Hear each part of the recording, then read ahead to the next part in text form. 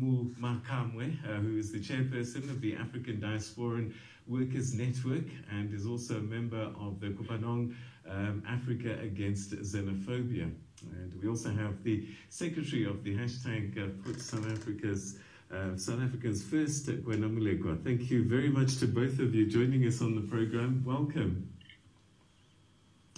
And also we'll be discussing on the program on social media platforms. Our Twitter handle is hashtag Unfiltered SABC, and you can also find us on Facebook, Unfiltered SABC. But before we continue and start this discussion in earnest, let's take a look at what EFF leader Julius Malema said earlier in Sharpeville today. You are targeting, easy target, our own brothers and sisters. This operation Tutula, why is it not going to take the land? Why does it go and Tutula the land?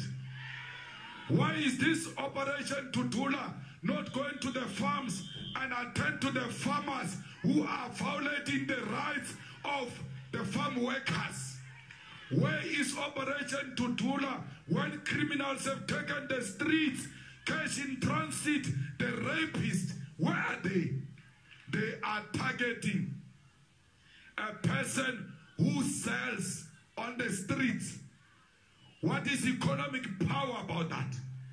Fight for the real economic power. All right, that's EFF leader Julius Malema sharing his thoughts on this, what has become a controversial issue in South Africa, and people looking at the same issues completely in different lenses. And we'll unpack that today, and it's a discussion that can actually have many legs, as it were. But I do want us to focus on the basis of today being Human Rights Day and what that means. And so let's start with our guests and get their first impressions. And I'm going to start with you, Dr. Janet. On a day like today, Human Rights Day, from your perspective and from your organization, what does today mean? Good evening, Peter, and good evening to all viewers. Thank you so much for providing this very important platform on a very special day like this, in which the whole world, it's not only South Africa, but the entire world, is actually commemorating the atrocities that happened at Sharpeville Massacre on this particular day. So basically, this day came about as a resolution as well from the United Nations to ensure that the discrimination and the brutalities that happened at Sharpeville will never happen again. The entire reason why those who decided to go and march at the police station and everywhere on that particular day was because of the racial discrimination that existed during that time, in which everyone, any black person, was prohibited to find themselves in any other spaces that were actually prohibited, only belonged to the whites. And secondly, the issue of Dompas, in which any black African would only be allowed to enter certain particular prohibited spaces as long as they are carrying a pass. And it's very, very disturbing that today, the post-apartheid South Africa, that we actually value the most and guided by the constitutional democracy, tends to kind of reproduce the same discrimination based on one's nationality. And this speaks to the issue of all the utterances that we have been hearing in the media and those who actually are pushing for South Africa first around the issue of undocumented migrants, and that migrants or asylum seekers or refugees are stealing their jobs. I must say this up front, South Africa belongs to all who live in it, united in our diversity. And this is a constitutional precinct and ideal that we need to respect in our everyday lives. And that this constitutional democracy only came about from concerted efforts by all Africans who were actually referred to as migrants, whether you came from the homeland or you came from any country outside of these colonial borders. So today, we need to bring back that solidarity that existed by then, and not point or refer to undocumented migrants or refugees or whoever is stealing our jobs. All right. We need that upfront. Thank you. Okay, all right. Opening thoughts there. Kwena, what are your thoughts, particularly with the backdrop of Human Rights Day and hashtag Put South Africans First? Put it together for us. At this moment, I don't think as South Africans we are celebrating Human Rights Day. We are commemorating a day called the Massacre Day. We remember Elanga. The same thing that happened in Sharpeville happened there. So to just limit it to Sharpeville only, it will be a distortion of the history of South Africa. That is just even the first thing, the first approach to it. Then when we speak about Human Rights Day, the Human Rights Day today, South African human rights don't matter, but other people's human rights matters in South Africa over ours.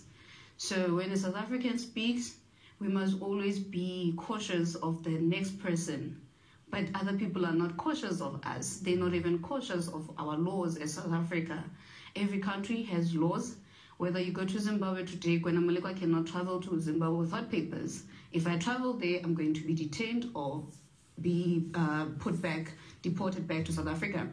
But in South Africa, when you speak about illegal immigration, there is this, I always say it's called sugarcoating of issues, where else, we must be accepting. And yes, indeed, we've been very accepting. If you go to even the history of South Africans, you would learn that we have been accepting, I don't know from which century, we stayed with Malawian people. When I was growing up, my grandmother would always refer to them as Amanyas. I don't know if that is something today is an insult. We had Mantariana, which were the people that were speaking Portuguese. So yes, we've been very accepting of different people and different groups of people, but to distort even the Freedom Charter to say South Africa belongs to all. South Africa belongs to all. It belongs to the citizens before all. The all of saying that it belongs to all, and it just means everybody must just come in. Is a distortion of even the Freedom Charter that we fought for. And South Africa was not even, it was not fought for alone by people that went to exile. Even those people, when they were in exile, other people in South Africa continued to fight against the apartheid regime in South Africa. So we need to actually even, teach the correct history of the South African people instead of looking at it from one-sided point of view. All right, okay. Opening thoughts. We're going to start the discussion in earnest after this break. And don't forget, you can join the conversation on social. You're watching Unfiltered, and we're busy asking the question, is there enough political will to resolve the current immigration crisis in South Africa? And our guest today, Dr. Janet Munakamwe, who is the chairperson of the African Diaspora Workers Network, also a member of Kopanong Africa Against Xenophobia, as well as the secretary of the hashtag Put South Africans First, Kwena Molekwa. All right, Dr. Janet, both of you had an opportunity to share your thoughts before the break. But before I get into that, let's just get a sense of what our viewers have been saying. And these are the thoughts that they've been putting through. Femme Fatale says, they're definitely burdening us, crippling our resources and infrastructure. We are really, I guess an inconvenience is the word for them. Relations have never been genuine because now we say we are not okay, we need people to go home. They become very hostile. I can't see them the same way again. Okay, interesting thoughts there. Daddy Cool says that we won't be losing forever. Operation Dudula is going to bring back our dignity as citizens. Daniel Tongwane says, yes, the government is losing the fight, but the masses of our people will never lose. People must stop depending on government. All right, okay, I think there's a little bit of that tweet that we didn't see. But Dr. Janet, one of the issues and one of the key words in this equation that I'm finding perhaps sometimes either is used as a euphemism or sometimes purposefully left out is the use of illegal migrants. Does that make a difference for you? Because surely it must be important for any country to know who is in the country, where they are, and what they're doing.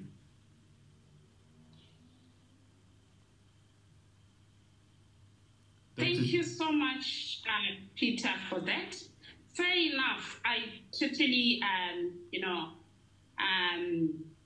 kind of understand the sentiments and obviously the anchor that our people are actually feeling right now. But before I even proceed, for those who actually feel like migrants have to go back to their country, they actually are overloading our infrastructure. The key question for me today is that, do they ever wonder where their water that they're drinking every day comes from? The water that we are drinking here in South Africa comes from where before we shut our borders? Most importantly, I wouldn't like to even go further. I'm sure the time when COVID-19 restrictions and lockdowns came about, beginning with China, we noted a huge number of South Africans coming back. What does this tell us? South Africa is part of the global village. South Africans are everywhere. South Africans have been migrating much as any other migrants across the continent. If we were to actually talk about Dr. Janet, I'm going to jump in there because we don't have a lot of time, unfortunately. So just stick to the question itself. Does the country, South Africa, have a right to know who's in the country and where they are and what they're doing? Yes, I was actually heading towards that. Yeah. Thank you so much for taking me back. The issue of illegal, in the first place, I don't agree with the concept of illegal because no one is illegal. This issue of criminalizing migrants simply because they have been failed by the institutionalized laws and policies in this country, it's problematic. I must say, there is no one who can leave their home to come and live in another country without wanting to be documented, because as far as we know, we have received so many reports that actually talk about the emphasis of identity documents wherever migrants, refugees, asylum seekers go to seek services at public hospitals, admissions for their children, into public schools and everywhere else. And I must also admit that in our countries where migrants, refugees, and asylum seekers come from, of course, everyone has got an identity, which is simply the reason why they have passports. Right. Again, I have to jump in because I'm really worried about time. But essentially what you're saying is that people should be free to move around, and you don't want to call anybody illegal, and that people do have some documents that they can use, whether from the countries that they come from. Quentin, let me come to you then. Your response to that, and then we'll talk a little bit about things like Operation Dudula. My response, I'm not shocked that Kopanang or Africa, they would say they don't see an issue with illegal immigration because of, one of even the chairperson was involved in a scandal of having fraudulent South African documents. Dr. Mzaledi spoke more about it. Dr. Vos, I can't remember the surname correctly. So I'm not shocked because of that is the attitude that they've been given by Julius Malema when he was encouraging people to enter or find creative ways to come into South Africa. So the issue that is there, one, is crime. Whether we are saying that we want to blame or they are saying that we are shifting the blame. You talk about untraceable crimes such as human trafficking in South Africa. Today we are the capital city of human trafficking. Over what? How do these people enter and go? So we need to question such things, and even the drugs, and there's even other things. The trafficking in South Africa is internal. It's internal, but obviously with porous borders, it even gives certain syndicates. Last year, we had the story of somebody coming from Portugal, the white man in Durban. How did that guy acquire South African documents? So it's not primarily that we are targeting even Africans. There is even certain groups of criminals that are using this. Illegal migrants that you're worried about? It's not just even the issue of illegal migrants. What we want is the enforcement of South African laws.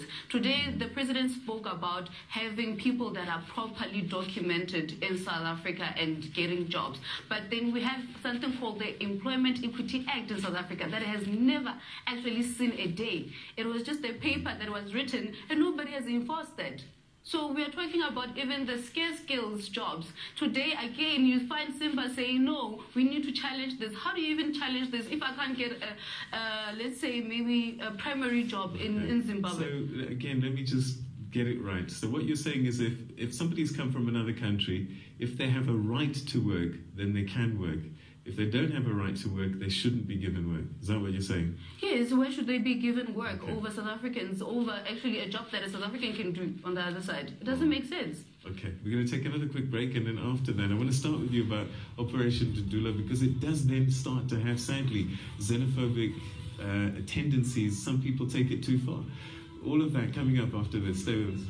Max, sadly, we're running out of time. It's the kind of conversation that we should have over an hour at least. But anyway, we're starting to wrap up this conversation already. And so, Quen, I'm going to ask you to give us your final thoughts from the hashtag for South Africans First, but also to maybe comment on things like Operation Dudula. And we've seen over time where the sentiment can sometimes be taken and misinterpreted by people, and it becomes violent, and it does become xenophobic. I don't believe there is a sentiment of us being violent or actually engaged in anything violent. But recently we have seen the Zimbabweans and the Lesotho people actually doing the opposite in South Africa. And the media can't even say it. They can't even say that xenophobia attacks. They call it clashes. So there's a sugar coat in everything that happens in South Africa. South Africans, I don't think we are necessarily wanting to actually engage into anarchy or actually even killing people. What is the Operation Dudula, what is doing?